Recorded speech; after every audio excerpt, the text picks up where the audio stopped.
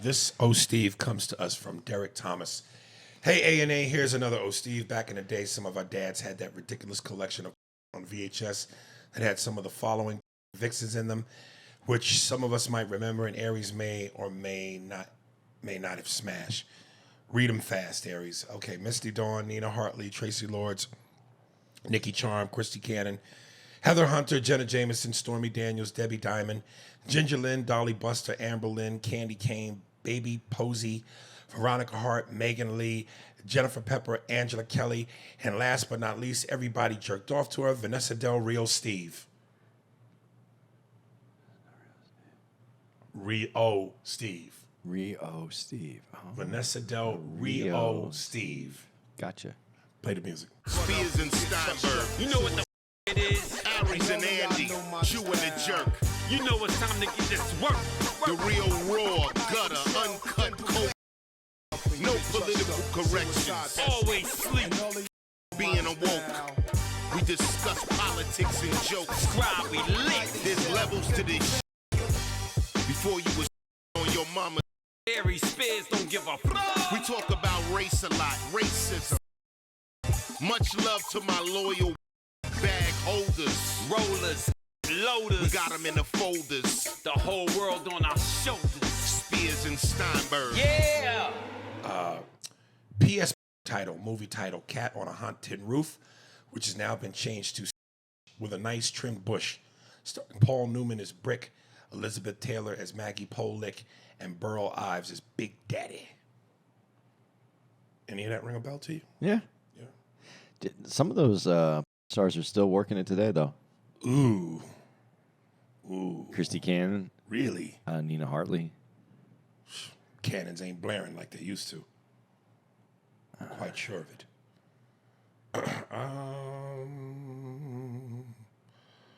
I'm sure there's others that are still working. Thanks to OnlyFans. I'm sure more are out there. Angel Alfaro, Michael Jai White. Vlad had Michael Jai White on and asked him about acting rappers. He didn't agree with you saying Ice Cube had no range. I feel like he was capping because he said he was a good comedic actor. Even in comedy, he plays himself. 21 Jump Street, Ride Along, Are We There Yet? You're right on this one. But if you read the comments, these East stands start hating, saying you can't act either. But we know what it is. Love the podcast, the haters. You know, I'm going to tell you something, Angel, and this is what's so crazy to me when I say this. You know, again, we've come into this world now where having an opinion is hate. And so many of these people that will talk shit about things I say, it's almost childlike. Nah. That's why you can't act, poopy head. Like, get the out of here. First of all, again, let's break down the Ice Cube thing. Here's what I said. When I talk about what makes a great actor, complexity, range, this is another word I'm looking for. But when you look at the body of work of Robert De Niro, I'm just, with each of these actors, peep the range. Max Cady, Cape Fear. Robert De Niro, Taxi Driver. Robert De Niro, Godfather. Al Pacino, Serpico, Dog Day Afternoon, Scent of a Woman. Denzel Washington, Flight. Training Day, John Q. Macbeth, Much Ado About Nothing. Shakespeare, which is literally some of the hardest shit to do. Leonardo DiCaprio, What's Eating Gilbert Grape. Basketball Diaries, This Boy's Life. Django. Now let's talk about some of these actors in terms of autobiographical.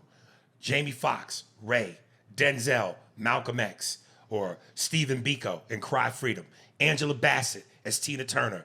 Chadwick Boseman as James Brown. Name to me the movie where Ice Cube's played somebody. I'll wait. Okay. Before you go. Yeah. Name to me the Ice Cube movie that with all those actors I just mentioned, in terms of complexity, in terms of range and ability, what movie has Ice Cube done that's shown you that? But Ice Cube isn't given the roles to do those kind of movies because they're why do you paying. think that is? Because they're paying for Ice Cube. They want Ice Cube. If Ice Cube could do it, he would do it. But I'm just saying that's what he does because that's what they want him to do. Okay, that's fine. That's fine that they want him to do that. But if he had the chops, like Will Smith, To go into, and I just recently saw, and for whatever reason, I just didn't want to see it because I wasn't interested in it. Because, like I said, I like Will Smith, but in terms of his acting, he just doesn't do it for me the way a Denzel does. But I've always said, as far as all the rappers that act, to me, Will Smith is the best one. And I recently saw King Richard. My God, he deserved the Oscar. I wasn't a big fan of Ali, and you know why, man. But Will Smith, in terms of The Pursuit of Happyness, in terms of King Richard, Will can act. You just saw King Richard now? Yeah. Oh man.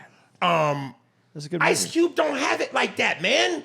He doesn't. Okay, but I love when comedian Tommy Chong said, this is Ice Cube as a gynecologist. I looked at your chart, and I want you to get up on that thigh. That's Ice Cube. That's Ice Cube. He does not have the ability to show you range. That is Ice Cube.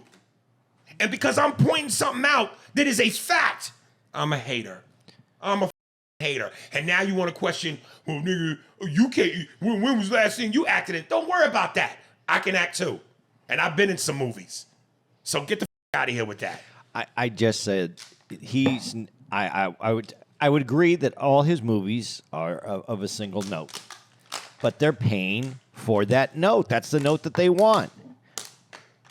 That's the note that they want, but they also know that's the only note he can give them. Well, he needs to check if it made a difference to him, and this is where the truth is. If it made a difference to him, he would probably want to do something, be aggressive about getting something. If he had the ability, and two, had the desire. You know, if you're Ice Cube and you've already done what you've done in this business, and people are paying you just to be you, take the money. Take the money. Okay. But let's not confuse taking the money with your ability. Listen, when he did Barbershop, it felt good. Who else need to get their hair cut? He didn't do it. Who else want to get up in this chair? He didn't do it. Barbershop felt like a departure from that. What? From what you're doing right now. It wasn't over the top. He played a black man in an inner city. What a stretch. But that's the part that they paid him to play. I get it. You're accepting that. But I think but I don't think it concerns him whether or not he's known as the greatest actor. He plays what he's supposed to play. He don't give a shit. He probably don't give a shit. I don't. He's a. Whether I play a doctor or a thug, them checks cash the same. They do, and I think that's what he's fine with it because that he's playing the characters that they want him to play. Your Honor, can I approach the? Can I approach the bitch? My client ain't do that. All right. Ambrose Gardenhire, The Power of Film. What's up, A&A? This is Swagger Jones. I recently listened to your 2-part episode on The Power of Film, where you spoke so poignantly about characters whose deaths in movies left a lasting impact. It resonated deeply with me as I was reminded of 2 films. Ooh. All that Ice Cube talk got me horny. I'm burping through my mouth. It resonated that profoundly affected me in my youth. And you know what? I saw this one. This was one of Lawrence, back then, Larry Fishburne's earliest beginnings. The first was Cornbread Earl and Me. Did you ever see that? Yep. When Cornbread was killed by the cop, it devastated me, perhaps because I was only 4 or 5 years old at the time. Similarly, I don't know if I'm saying that right? Just the same. Similarly. Okay, thanks. Just the same, Cooley High left a scar on my heart when Coach Heath met his tragic end at the hands of Stone and Robert, the 2 neighborhood thugs. Again, I was just 5 years old, experiencing these films at such a tender age where young black men, both high school athletes, lost their lives, left me grappling with a deep-seated fear. I began to wonder if I would even live long enough to graduate high school, haunted by the idea that my own life could be cut short, either by violence from within my community or those sworn to protect it. Hope this wasn't too long, but I felt I had to speak on this. Your Orange County fan friend, Swagger Jones. Dude, I'm gonna tell you a 30 for 30. I don't know if you've ever seen it. That kind of got me a little bit. I think it was called Benji, and it was about a high school phenom basketball player. I want to say his name was Benji Brown, but a brother named Benji out of Chicago, who was gunned down by street violence. And at the funeral, R. Kelly sang. That was a moving one. I don't know if you ever saw that didn't one, see it. but if you ever get a chance, it's called Benji. It was really moving. Oh, I didn't see that. And you saw both of those. You saw Cornbread Early Me and Cooley High? Cooley High? Yeah. God damn. All right. Those are okay, never mind. What? Well, because you always then will say, "Well, you see, you were different." I mean, I thought those are like real movies that everybody's seen. You different. Yeah, motherfucker. Yeah. No, not a lot of white people have seen those. They're staple movies. See, all right, and the black community. And not a lot of white people delve into the black community unless they either driving by to pick up their drugs or some white man is coming to named Keisha before he go home to his white wife.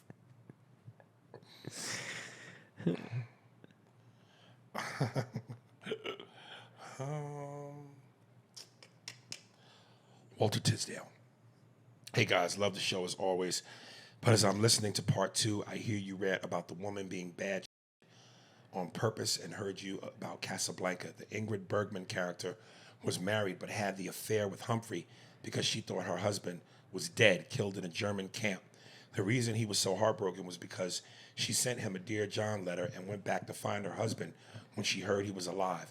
Also, one of the famous lines in the movie in the end leading up to Here's Looking at You, Kid, he started it by saying, "You'll regret it if I stay. Maybe not today, maybe not tomorrow." Still got my all day long shirt. Let me know when you're available in Philly again. Peace. Thanks for getting the shirt. Yeah, we're just making fun of the idea of a lot of movies had that kind of tone, though. Yeah. Not of the movie itself. Yeah. But that was just something at that time, and some people really did feel that. Like I read some comments, and they were like upset that you don't know. But no, and someone else pointed out that the Looney Tunes made fun of the fact that they did that because it was such an over-the-top way of acting at the time. So it wasn't that we were just being small-minded about it. I mean, it's been satirized because it was over the top. Yeah, and so, I mean, maybe the first time someone did it, people went, wow, that's something. But at the time, that was just like the style. And that's quite an aggressive style, but that was the way to project, I guess, at the time. But it was as normal as slapping a woman. And that was normal at the time, you know. Shut your mouth, dame. And, you know, she took it like a woman should take it. It was a slap. Stop being hysterical. Yeah, get a hold of yourself. Stop, you're being hysterical. You know what I mean? And I'm going to be honest with you. When women get a little hysterical, you know what I mean? You got to have to put them back in the hysteric place. That's how they started shock treatment. Right. Yeah. That was the first time I'm shock. telling you, I know I've said it on here before, but I got to give the credit where it's due. One of the best domestic violence jokes ever, Corey Holcomb. Fellas, when you discipline your woman, never hit her with a closed fist. Always slap her with an open hand. That's just you rebooting the system. Nigga. Rebooting the system, son. That is great. Big shout out to Jose Garcia, our boy out of here in Phoenix who came to the show yesterday. Autobot. He goes by Autobot. So, Autobot, thank you for attending the show. Gabatron 88. All right. Imagine if Gabatron was given Autobot head. I know you like this head, Autobot. I like it, but you're hitting too close to my cylinders. My nuts. Shoot some oil. Lube it up. Coming right up. But it won't be oil. It'll be, I don't know. Brake fluid? Yeah. Brake fluid. Right. Transformers. You squirt some in my eye. All right. JG, yo. I'm 39 and a long time fan of yours since Mad TV. Bro, you got to take advantage of the British rap thing. That song they created with you has opportunity to do what I'm living my best life did. Oh, by Lil Duval. I'm living my best life. I ain't going back and forth with you. Even though you don't vibe with UK rap, and I don't either, it's hilarious, but you can become huge with this in UK and all over. I hope you get this. Instead of giving your opinion on this too much, allow it to happen. Let them run with it. This is your time. I'm a real fan and admirer of your work. You are my top 5 comedians, including Dave Chappelle. I don't go by stats. I go by what touches people in the most. Hope you get this. He meant to say Dave Chappelle, but he spelled it SHAPEKKE. Yeah. $10, a lot of money. Yeah. Yo, okay. I want to comment on this before you say anything. Your musical talent, which you have, but you don't liken it to an upper level. You just think that it's. I ain't Jamie Foxx. Okay, but if you put effort in, who knows? Because I'm just going to say, a lot of people don't know this because you only heard it if you were in the city there. But Aries did a mumble rap breakfast song on the spot a million years ago. Yeah, at what was it? It was like 3 years ago or 4 years ago, and you just did this mumble rap about orange juice, and so I don't remember what it was. And I go, dude, you need to do that, and you're like, yeah, and you laugh it off. It's so good. All this stuff that you hate, you're just really good at satirizing it, but it sounds right. You're like a Weird Al of hip hop. See, now I know I ain't gonna do it. Fuck that. See me in some perm with a Hawaiian shirt. You're the Weird Aries of hip hop. You Man. every of the things that you don't like, you satirize it, but you do it well, and it sounds like it. Listen, but, we might have to go to London, so I don't want to piss London off because I've been reading in some of the comments. So they may get me, son. That last post I did on Vlad where I make fun of the British actors in movies. Oh, you think we soft? Well, you come down here. Well, come see us in South London, mate. You think we don't go, eh? Oh, you know ole. Dude, you got to see that clip. Vlad's laugh. He's losing it, nigga. dude, I wish you could do that. I wish you would do that. Let me skip ahead real quick. No, look, wait. Let me just do a little something. Give y'all a little treat. Because, I had, first of all, I know Brandon's going to be after me. Because he said keep that same energy when you get to London, son. So I know Brandon going to try to do something to me. Let me skip ahead here. All right, man. Central City's pretty cool. Dude, I can't even. Again, I'm sorry. I'm sounding like I'm repeating myself. But again, we talk about so much on my pod. I said I can't even appreciate or like English action movies. And when I go, you don't like James Bond? No, not that. I mean, like That's an English action movie. No. I don't mean like that. James Bond is a British character, but he doesn't have the accent. Like I'm talking about action movies like Snatch. Anything from who's the dude, the director? Guy Ritchie? Guy Ritchie. Yeah. A lot of bloke who gonna get it, Mike. I love Guy Ritchie. I love Guy Ritchie. Yeah, I love Guy Ritchie. Action movies with dudes with the thick accents. You take me. It takes me out of it. Really? Yeah. I actually disagree. I actually like There's it. nothing macho to me about, listen there, bloke. About give me more money, eh? To get the out of here, man. Oh, that boy blow side. Ole. Motherfucker, money there. Out of here, man. We come from Stallone, Bruce Willis. I know he's Austrian, but Arnold Schwarzenegger. You don't like Idris Elba? But Idris doesn't really do anything with the yes, accent. he does. Look at like the Luther movies and stuff like that. He really has the thick accent sometimes. Yeah, but I knew him as Stringer Bell on The Wire. You didn't even know he was British. Yeah, I knew him as an American first. Even though I know Arnold Schwarzenegger is Austrian. Is it Austrian? Is that how you say it? Right. But he's so embedded in the American psyche and the American culture of action movies that we don't associate him being a foreigner. Even though you hear the accent. Right. He's American. But them He should run for president. yeah. He was the governor. But them English movies, man, I'll tell you right now, ain't really important. Come here, bro. And like this, nah, you're not selling me with that. That's crazy to me. I go, have your money, ain't it? Well, I'll tell him away. He don't add it. Then we gonna go down. Fuck out of here, man. Yo, your accent is crazy right now. It's how it sounds. I'll tell you what, we talk about having another bite. You want to get in the bite, mate? Go down here. It's the most I've ever seen. You're threatening me? You're actually threatening me? I thought I'd try this point and meet you outside there. You go down the road.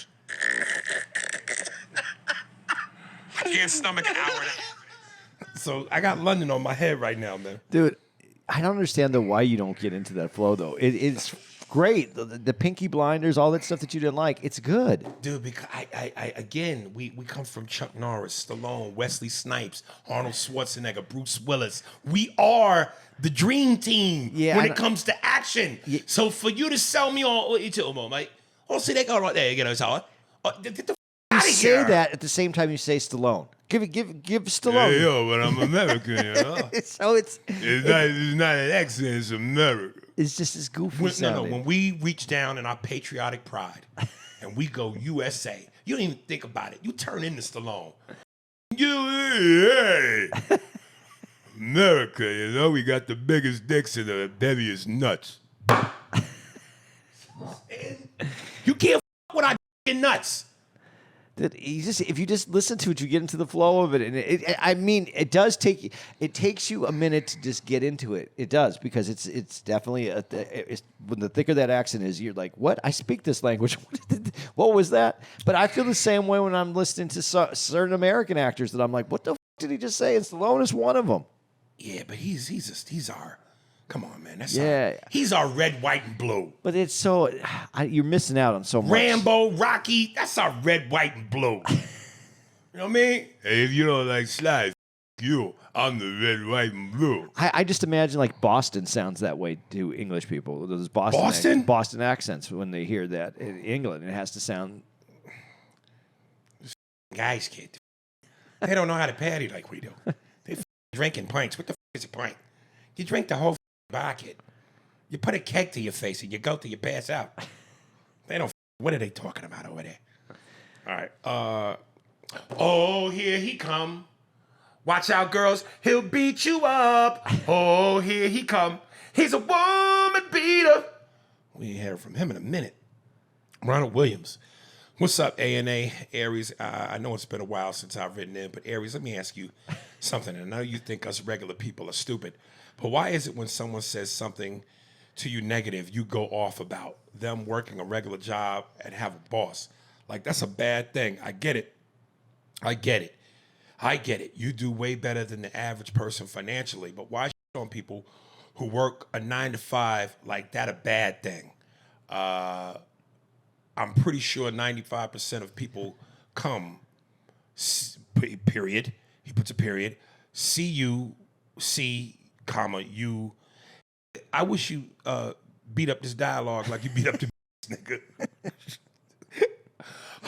See you work 9 to 5. See you work 9 to 5 regular job that has a boss. So I'm just curious to know why on that. And please, this is not me coming at you. It's like now having a job is a bad thing. Not everyone is meant to be a boss. Everybody can't do what you do.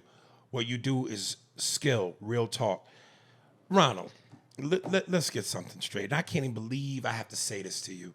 And I say this to people, like, there's some people that when I engage with, I'm so perplexed that I have to even say this to you, which should not have to be said. It's like I'm your mother and I got to cut up your meat for you to eat. I don't fire at nobody unless I'm fired at. So when I come at you, I'm coming at you not because I started it, but because I'm going to finish it. You started it, not you per se, but the person I'm going at. So if you come at me with disrespect, I'm going to take out your whole platoon. So anything goes when I come at you.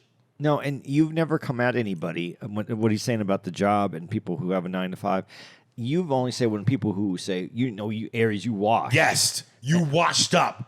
You ain't relevant, or and I'm saying to you, it's crazy that you a person who, if your yearly income comes with 1 comma, mine's comes with 2. How do you even fix your face to call me washed up? You're not even in my percentage bracket. We're not in the same percentage bracket. So what are you talking about? Yeah, but you know what? If you wanted to do it without hitting anybody about their job. You could say, I might be a little washed, but my washroom is way different than yours. I get where you're going. I like the energy. I'm not saying that you're washed. I'm just saying if that's the perspective they have, go, okay. I I mean, see, just like see what the you're saying. audacity. But my washroom's different. My washroom's. I like when, or that's when, like when people go, man, you ain't as big as. I'm just throwing an example out there.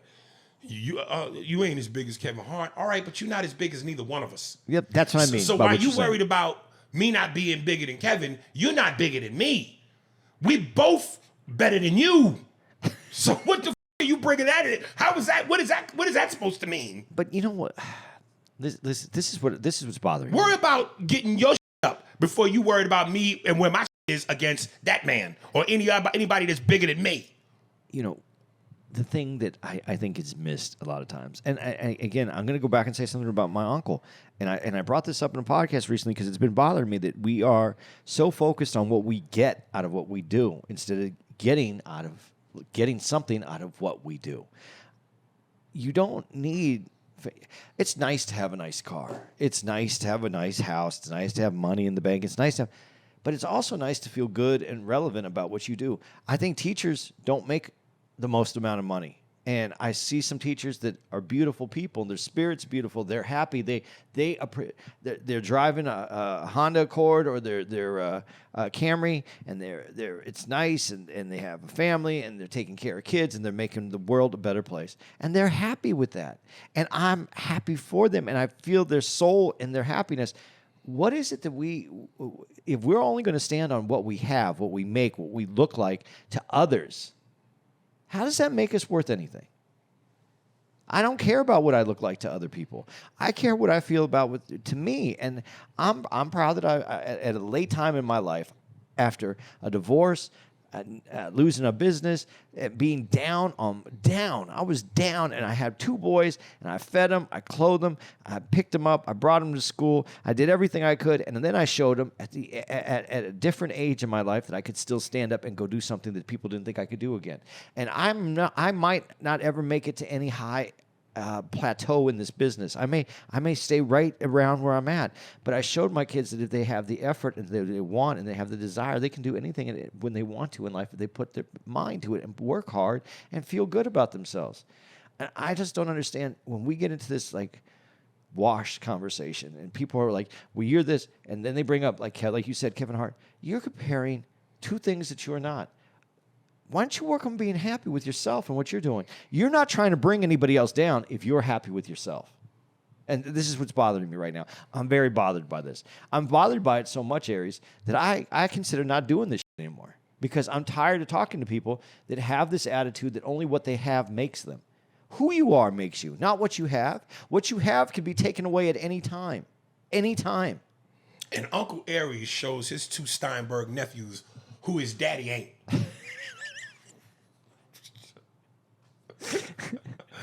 Listen, man, I am cool, calm, and collected until you cross that line. Once you do, that's when I turn into Tony. The you talking? Like, come on, man. That's so, Ronald, your perspective on that is off. I'm cool with everybody, but the moment you disrespect me, I don't give a we gonna play this talking game.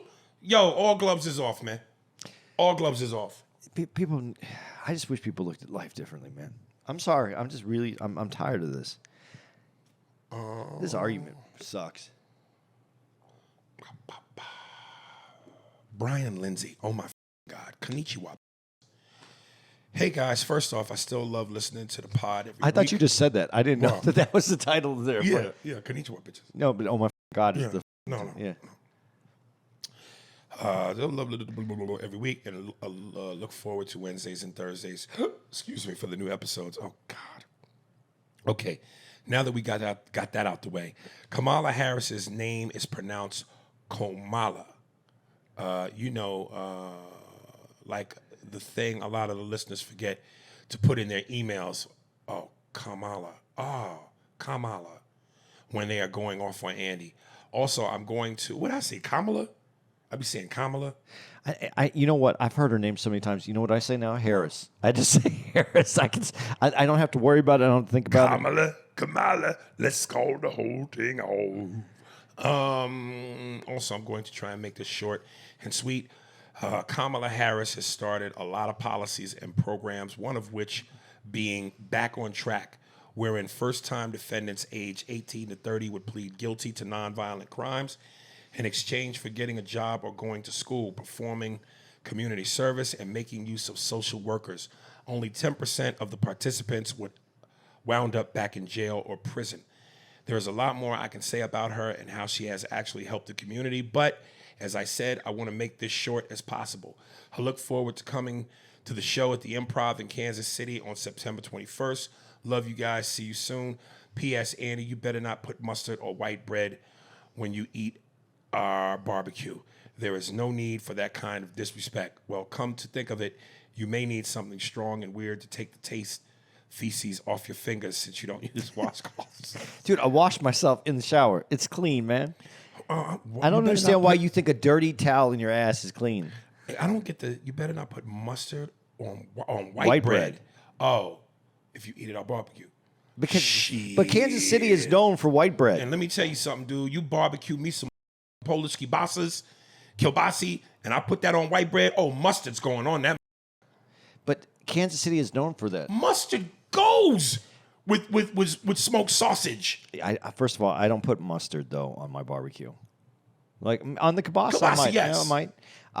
But I never use white bread. But white bread is that's Kansas City. I was told that came up from Kansas City. White A lot bread of people you put white bread on and barbecue. pickles. Yeah. That's a Kansas City. What I was told. That's the Kansas City Way. way. That's more than the Kansas City way. I know a lot of people that put white bread with. But I heard that's where that came from. Was from Kansas Yeah? City. Yeah, I heard that. But I like. I like putting white on my dog meat just so I could bite the hunky. But If we call it white bread, I call it hunky flour. Hunky, what's another name for bread? Dough? I call it hunky dough. And when I bite into white bread, I'm biting into hunkies. I like brisket, just brisket. I don't put it with anything Yeah, I else. wouldn't put brisket with anything. Yeah, it's just sauce. Well, you don't ever like as a sandwich a little bit? Yeah, I can, but I mean, there's all kinds of things you can do. Dude, The only white bread to put with barbecue is Wonder Bread. That's it. Wonder Bread. It's the whitest white bread. It's like Utah white women white. Martin's white bread, potato bread. I started Potato eating, bread got a little mixture in it. It got a little ethnicity to it. that's my favorite bread now. Yeah, Martin's the one in it's East Coast. Potato got a little bit of soul in it. I love that bread, man. Yeah. That's what I eat. Terry used to buy this wheat bread and it was horrible and dry. I was like, I'm eating this stuff from now on. Right. Pickles though, got to put some pickles on it. Yeah, something but about that. Mexican comes out of me, dude. And I put some on corn tortillas, no pickles, just brisket with a little extra sauce. Yeah, that's definitely some you. There you go. Yeah, pickles. The acidity of pickles. Yeah, with that sauce. Yeah, that does it. Darren Williams, the Dynasty Doc. Yo, Aries and Andy, listening to the latest pod. First, I have to say yes, Brady is the GOAT. So far as the Cleveland part of the doc, it was up seeing them lynching Bill and also Art Modell. But in the doc, when you see them ripping up the seats, that is when the Browns were leaving Cleveland and the stadium was about to be demolished. So the fans were taking parts of the seats for souvenirs and memorables to have. Because we were getting a new stadium in '99 when the Browns came back, we ended up liking Bill, but Cleveland will always hate Art Modell for moving our team to Baltimore. The team the Ravens won the first Super Bowl with were former Browns Ray Lewis, and when he got drafted, was supposed to be a Brown. That pick was Cleveland's pick that year when the team moved. Anyway, always a great pod, y'all. Cleveland, Darren Williams. Yeah, I would have been upset too to have that team there. But Art Yeah. Modell threatened to move that team for years. Yeah. I don't know. I really don't understand. This is mine. I don't understand Cleveland because I don't understand all those dynamics that went on at that time. And I mean, I wish they would have mentioned that in the damn doc because it just looked like white folks was white folksing when they was ripping up the seats. Yeah. And I guess if that's why you're doing it. Yeah, a lot of people do take seats. I mean, the Yankee seats, the seats at SNL are the Yankee seats. Really? Yeah, from the old stadium. Oh, didn't know that. Yeah, I saw that on some documentary. But Okay. that makes more sense. But Art Modell, I wonder if there's a doc on him. I'd like to understand that dude, that character, and everything he did. I don't know that he was that fascinating enough to me. No, but he held that city hostage for a while with the team. Yeah. For years. Anthony and nigga, what? Oh, Jesus Christ, man. It's been a long week. Aries, bruh, I fucks with you heavy. But you've been hanging around them white folks too much, bro. They even whitewashed your taste buds. You saying you prefer fast food tacos over authentic Mexican tacos is the craziest shit I've ever heard. In the words of Stephen A. Smith, that was asinine. Ass 10, ass 11, ass 12, LMAO. Y'all stay up, bruh. I can tell something about you that explains it a little bit, though. Mm-hmm. You take traditional tacos, street tacos, and you put cheese on everything. You want cheese on all your tacos. Cheese belongs on tacos. Not on street tacos, man. Dude, I grew up with Ortega taco shells. That's My part of the mother, problem. Meat, cheese, lettuce, tomato, sauce, and sour cream. That's a Taco Bell taco. Okay. It's a street taco is like the carne asada, a little bit of white onion, a little bit of now I'm going to forget the name, the green stuff. Jalapeno? No, man, the leafy stuff. Lettuce. No, The leafy no, stuff. no, cilantro, a little cilantro, and that really is it right there. That's it, and maybe a little and whatever kind of salsa that you have that you want to put on that. That's street taco. Simplicity, man. Cheese just covers up all that flavor. It enhances it. No, there's no enhancement. You taste the cheese. Listen, first of all, I prefer a Del Taco over a Taco Bell, but I like that taco. I like crunchy tacos. Crunchy tacos, I love angry food. I like hearing that crunch when I'm eating something. It's You want to feel like Ronald is in your mouth beating up a woman. crunch. Knocking teeth out. I love chips. I love everything that's crunchy. I love angry food, man. I love hearing that sound, but I love hard shell tacos. But the traditional that taco right there, that street taco, that's what it is. That's all that comes on. Chicken, very simple, very clean food. That's like that. Dude, I really did enjoy the Taco Boy from where you took me to. It's a traditional taco. They're doing it that on a burrito grill. was juicy, dude. That's great meat. They do it the right way. I tried to get you to look at it. I saw it, yeah. Man, he did it it's done the traditional way. It's quick service, but it's a solid. There's better tacos out there, but Taco Boy on the way out of town, stop right there where we stopped. You saw the line. Yeah. The parking lot was constantly full. It's good food. I've been there several times, but I'm not in Phoenix all the time. But when I go and I'm downtown, yeah, I'll grab that. No, it was. There's some other burrito places though that I like, but I liked the beans are good there. There was a little too much cheese in my burrito today though. Yeah, the bang was worth the buck. Justin L. Haxel F. 3 minutes of impressions. Hey guys, what's going on? It's your boy Justin out here in Arizona. Damn, was that? No. All right. Just recently listened to the Axel F. episode of the podcast. And I had to say that 3 minute or whatever amount of time rant that you went on with the impersonations of all those great one-liners and monologues that Eddie Murphy had in Beverly Hills Cop 1 and 2 had me literally in tears. I haven't laughed that hard in a while. I can't wait to see you guys in Phoenix. Hopefully I can make it through and grab me some merch. Stay up and keep the pod going. One of the best. I hate to keep going back to it, but again, dude, when Vlad and I talked about this on his show. Again, Aries, you hate him, man, because you saying that the movie wasn't great. You just hating. What are we doing now? So I'm just supposed to like everything that everybody else liked. And believe me, it pained me to not be able to go, man, this movie was one of the best, because it's Eddie Murphy. But I'm not going to lie. It didn't do it for me like that. I'm not allowed to feel that way. I'm not allowed to express that. You made it number 3 out of the 4 Beverly Hills Cop movies. Yeah. So, honestly, let's put it to the people that called you a hater. What number is it in your list of the Beverly Hills Cop movies? Is it number 1? Is it number 2? Is it number 3? Or is it number 4? And I think that's pretty accurate. You're not going to tell me that Axel F was better than 1. Damn sure wasn't better than 2. And it was definitely better than 4. But it belonged where it belonged. But you wanted something closer to 1 and 2, not something closer to 3. I wanted Chicago Bulls Eddie. So now let me ask this question. I got Wizards Eddie. If you put it 3 like we did, is it closer to 4 or is it closer to 1 and 2? It's closer to 1 and 2. No, 3 is closer to 1 and 2? Well, I mean, as 4 far as was enjoyability. so bad. Okay, then it is It was so bad, dude. But it's a 3. It's a 3. I even read a couple comments where people went 3 was good, meaning the bad one. Yeah. Wally World. Yeah. The out of here. No, I know technically it's subjective, so all of what we're saying can go out the window. But come on, man. Come on, man. I'm asking you to base it on 1 and 2. Mm-hmm. 3 is not close. Right. That doesn't mean that I want to rip that I don't respect the work that went into it or who it was or any of the people that are in it. It just means out of the 4 movies, it was easy for me to go. 1 to me is me and you differ on this. 1 is 1, 2 is 2, 3 is the 4th, and the 3 is the 4th one.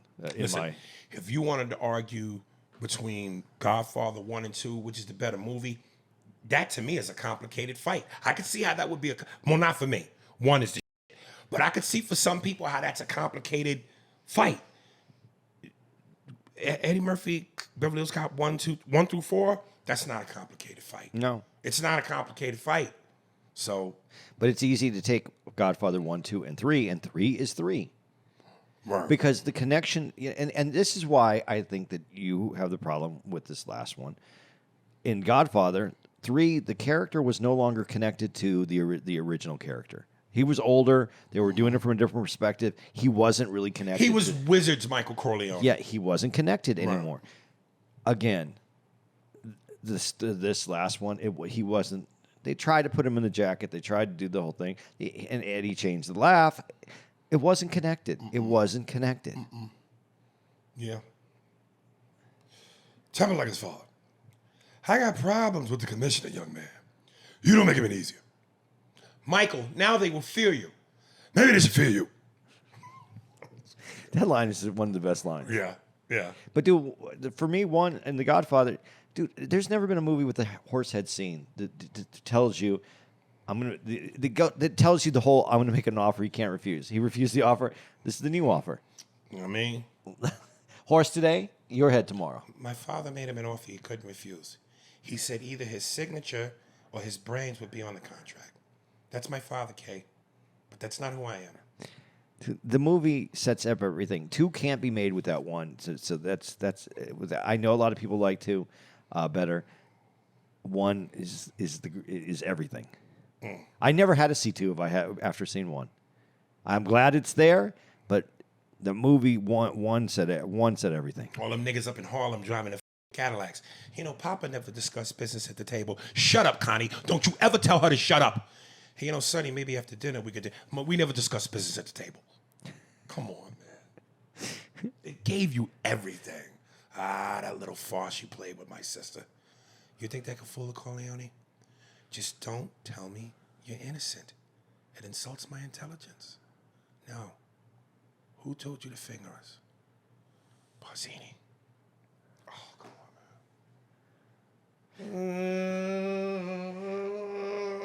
man.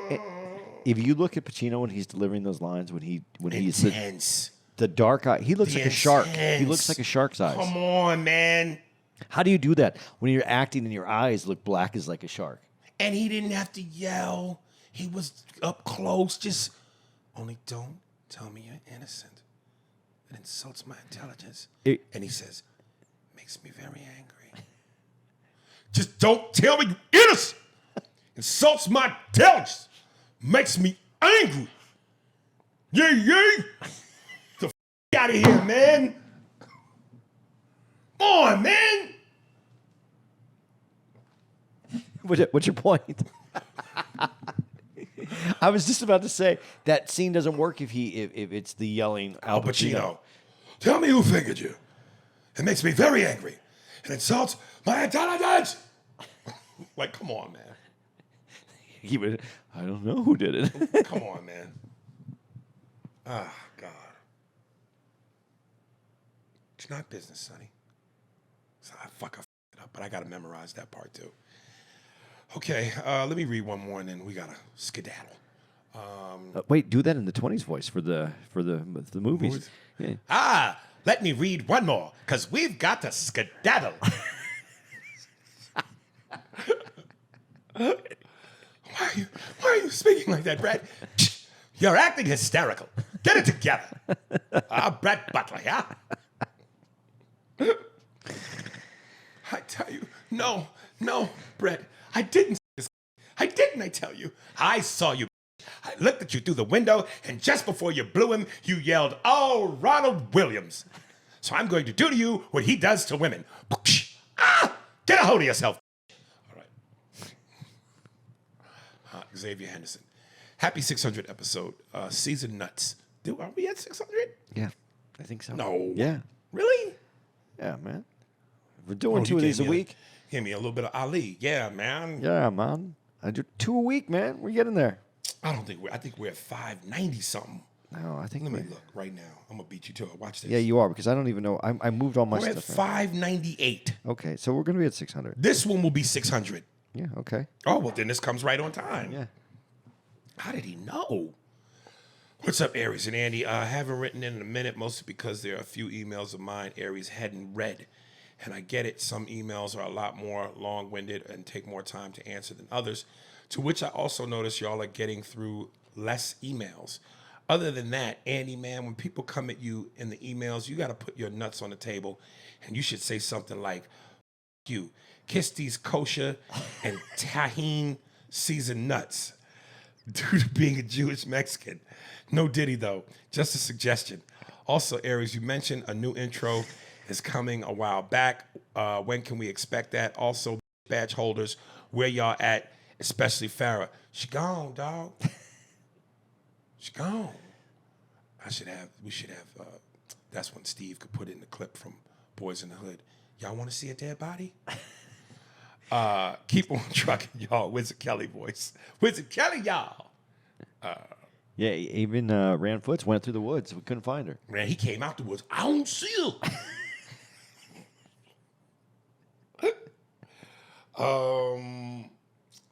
Dude, I told you I spoke to Capadonna the other day from the Woo.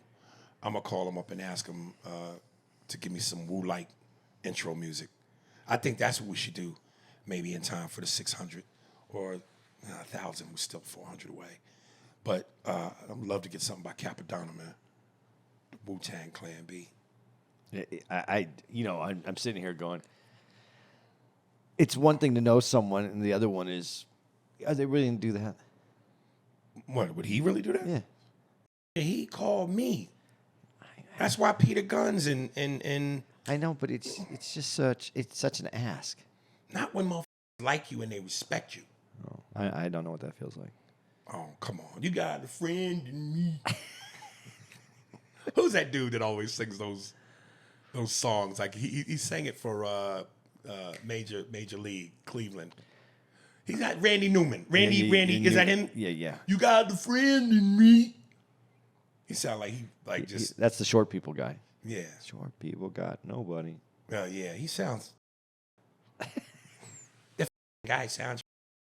That's such a Boston perfect accent word, because it's detached. See, that's what I'm saying. That's why. You got a friend in me. Like that, like a person was just sitting next to you, being, and you said what you said, the like me, respect me line. Say that again. Like I'm not even paying attention to you because I'm just off in my own retardation. Oh, I don't know, because I don't know. You said something about respect. Yeah, nobody no, but I'm going to say that. I don't know. I don't have anybody that likes and respects me. You got a friend in me. Like that's what a person would do. Just out of nowhere, let you know you're loved. And then I would have to hug them, because I'd feel like someone actually loved me. Or you know what? That's the whole. You know what? Am I back? Yeah, I'm back. Yeah. Or he go, you got a friend in me. He hugs you with a hug. You know, everything you're saying is true. But you can't say You it. can't say it. That's the name of this podcast. You got a friend in me. You got a friend in me. You got a friend in me. You want me to give out some dates? Please. Yeah, this one should make it past the people that until they listen to it and then they go, oh no, we can't give them any money for this one right here. All right, here we go, guys. We're in Houston this next week. When you're listening to this week, it's going to be the week you're listening to this. We're in Houston, Houston Improv. August 30th through September 1st. September 7th, Harry's going to be at the Complex in Salt Lake City, Utah. September 13th through the 14th, we're going to be at Hartford Funny Bone. September 20th through the 21st, Kansas City Improv. September 28th through the 29th, Tommy T's in Pleasanton, California.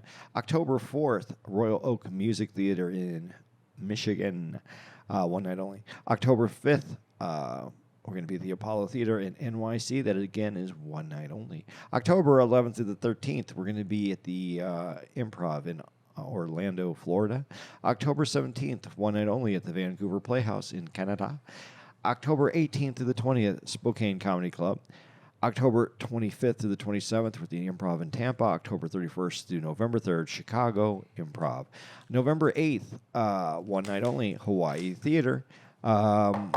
November 15th through the 17th, West Nyack Levity Live up there in New York. November 21st to the 24th, Improv in Ontario, California. November 29th, Texas Trust CU Theater. That is in Texas there, and that is one night only. Add one more date. December, let's get to the end of the year. December 13th to the 15th, Raleigh Improv. December 19th to the 22nd, Helium Comedy Club in Philadelphia. December 27th, Pikes Peak Center for the Performing Arts in Colorado. And December 28th, Paramount in Denver, Colorado. That's it. That's where we are till the end of the year. Let's go do a sound check. All right. That's it. That's the show. Spears and Steinberg. Thanks for listening to the Spears and Steinberg podcast. For more information on where to find us on the internet, visit spearsburgpod.com.